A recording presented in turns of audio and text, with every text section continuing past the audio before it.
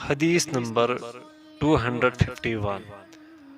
علی رضی اللہ عنہ بیان کرتے ہیں، رسول اللہ صلی اللہ علیہ وسلم نے فرمایا، دین کا فقیہ شخص کیا ہی اچھا ہے، اگر اس کی طرف رجوع کیا جائے تو وہ فائدہ پہنچاتا ہے، اور اگر اس سے بے نیازی برتی جائے تو وہ بھی اپنے آپ کو بے نیاز کر لیتا ہے۔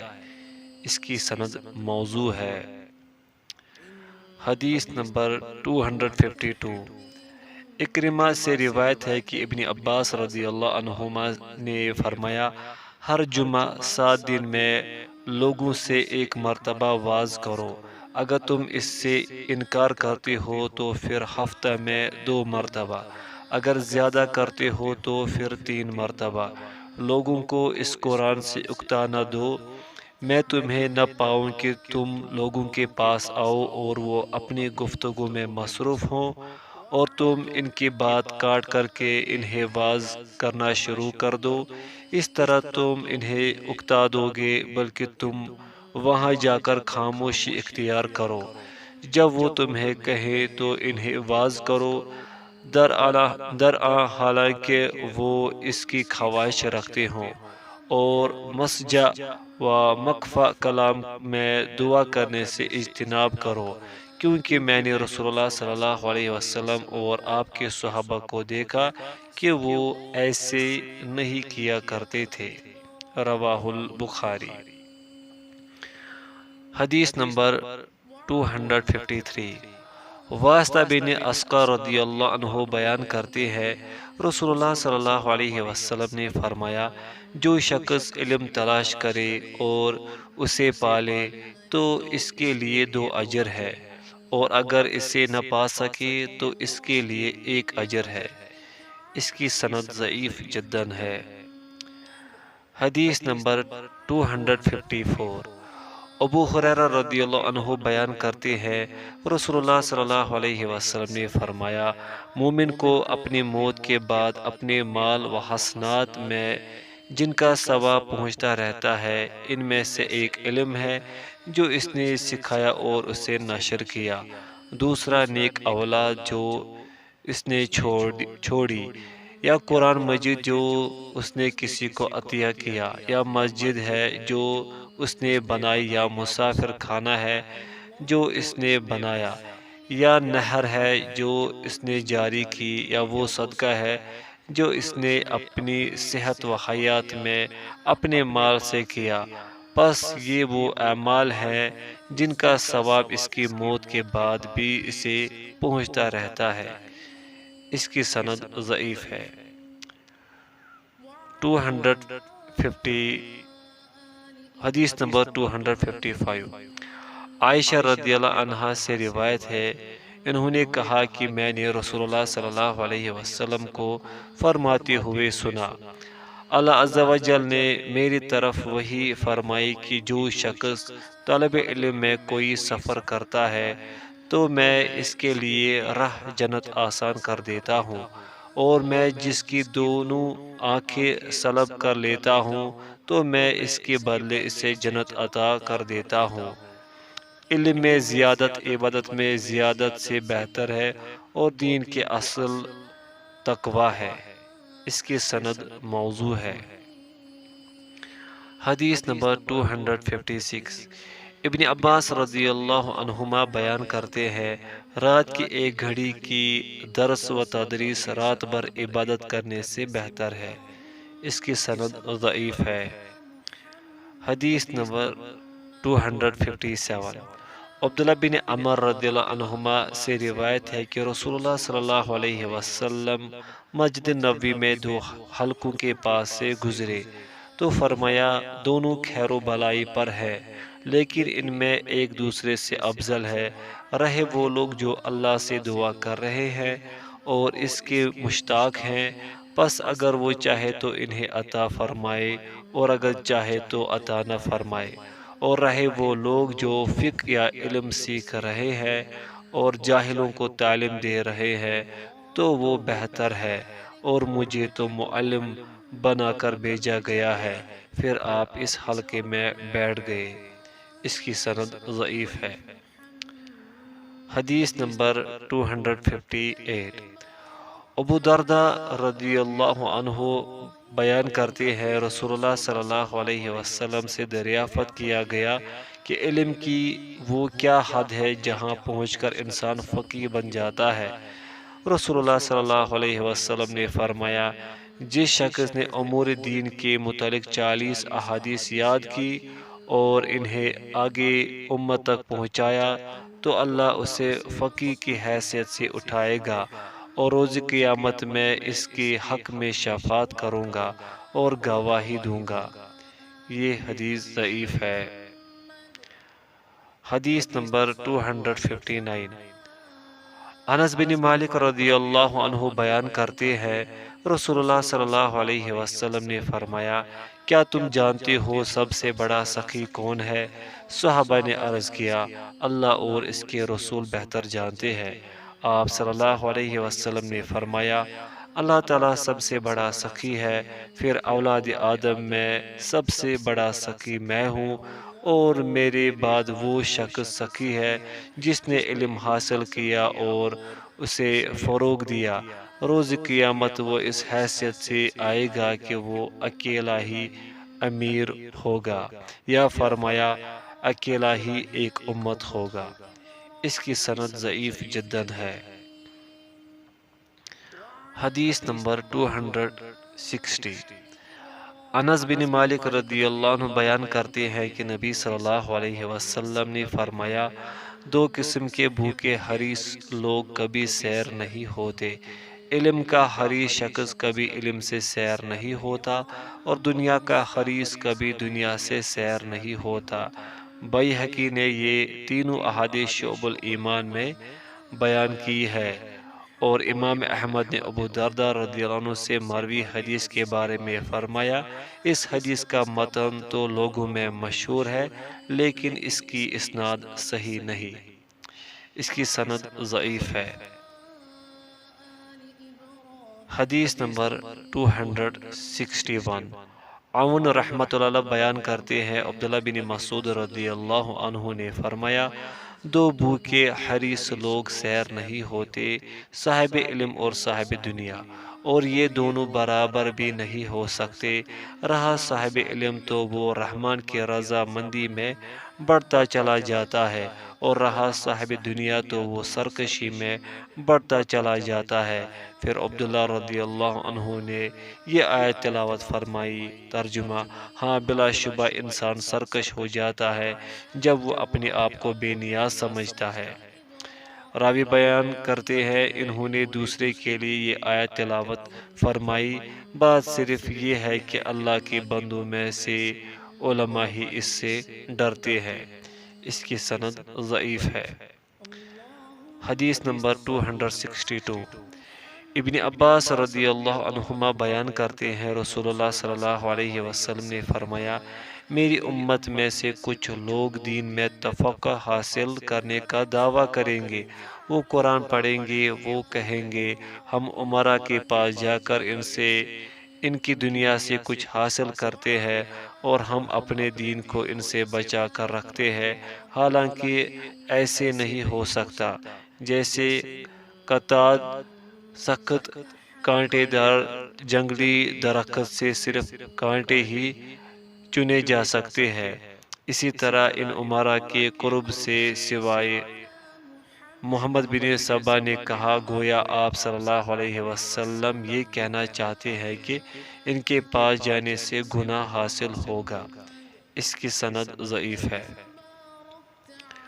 حدیث نمبر 263، عبداللہ بن مسعود رضی اللہ عنہ بیان کرتے ہیں، اگر اہل علم کی حفاظت کرتے اور اسے اس کے اہل لوگوں تک پہنچاتے تو وہ اس کے ذریعے اپنے زمانے کے لوگوں پر سیادت و حکمرانی کرتے، لیکن انہوں نے دنیا داروں کے لیے مخصوص کر دیا تاکہ وہ اس کے ذریعے ان کی دنیا سے کچھ حاصل کر لیں، تو اس طرح وہ ان کے سامنے بے آبرو ہو گئے۔ میں نے تمہارے نبی صلی اللہ علیہ وسلم کو فرماتے ہوئے سنا ہے، جو شخص اپنے غموں کو سمیٹ کر فقط اپنی آخرت کو ایک غم بنا لیتا ہے تو اللہ اس کے دنیا کے غموں سے اس کے لیے کافی ہو جاتا ہے، اور جس شخص کو دنیا کی غم و فکر منتشر رکھے تو پھر اللہ کو اس کی کوئی پرواہ نہیں کہ وہ کس وادی میں ہلاک ہوتا ہے۔ یہ روایت ضعیف ہے۔ حدیث نمبر 264، بیہقی نے شعب الایمان میں ابن عمر رضی اللہ عنہما سے آپ صلی اللہ علیہ وسلم کے قول من جعل الحموم سے آخر تک روایت کیا ہے، اس کی سند ضعیف ہے۔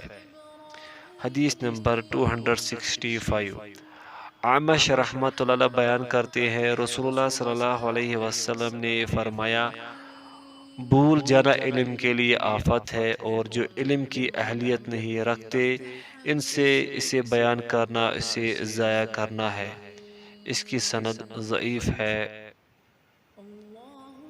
حدیث نمبر 266، سفیان الثوری رحمۃ اللہ سے روایت ہے کہ عمر بن خطاب رضی اللہ عنہ نے کعب رضی اللہ عنہ سے پوچھا، اہل علم کون ہے؟ انہوں نے کہا، جو اپنے علم کے مطابق عمل کرتے ہیں۔ پھر پوچھا، کون سی چیز علماء کے دلوں سے علم نکال دیتی ہے؟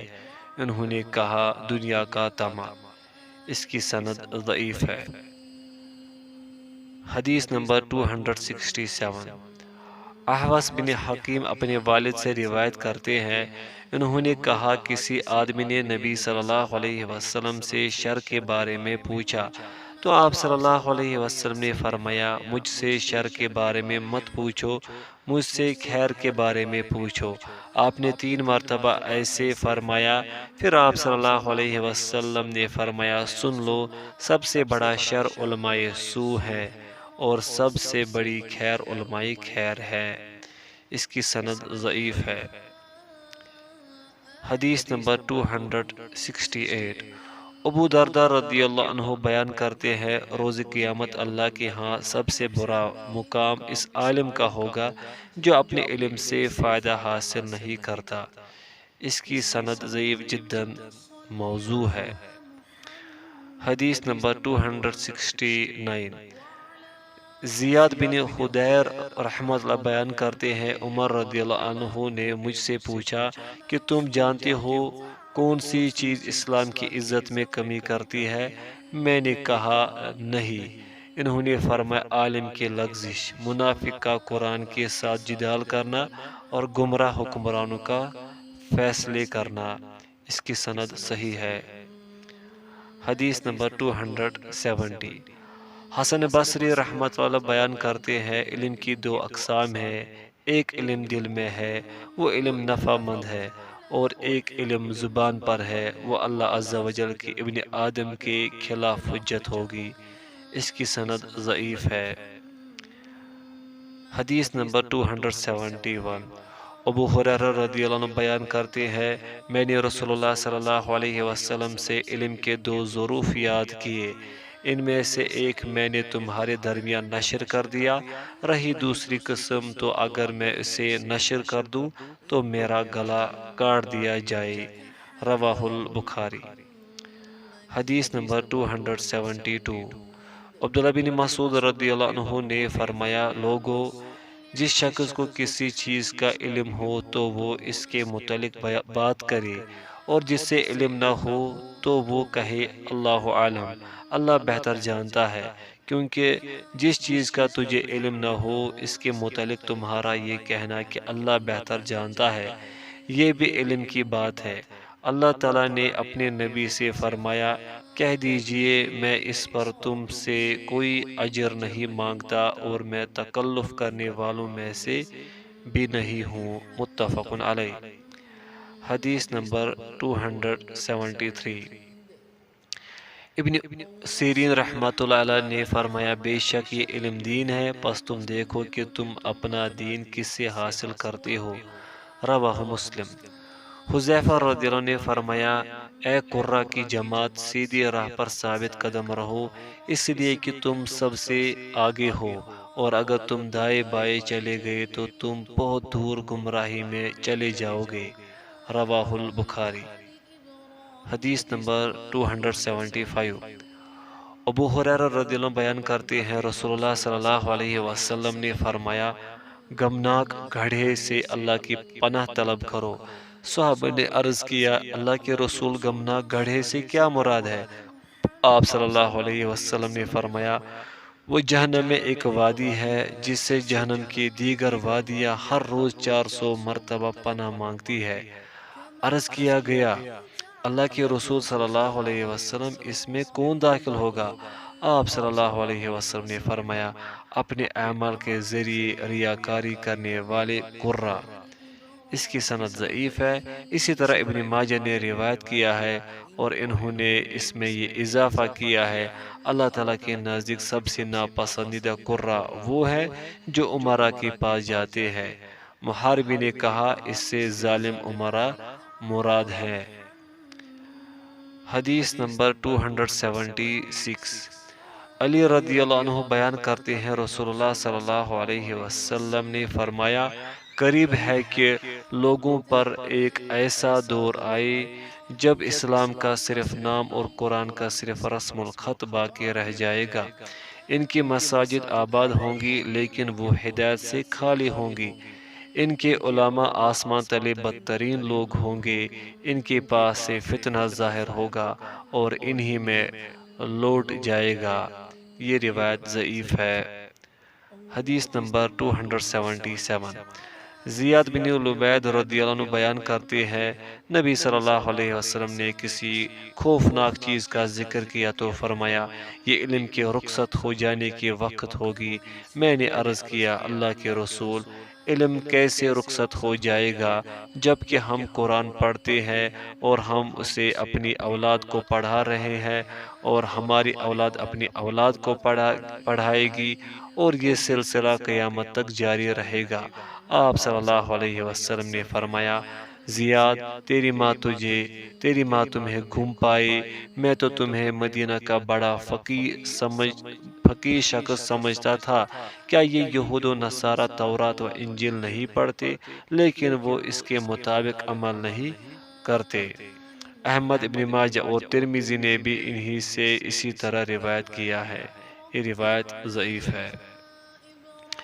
حدیث نمبر 278۔ اور دارمی نے بھی ابو امامہ سے اسی طرح روایت کیا ہے۔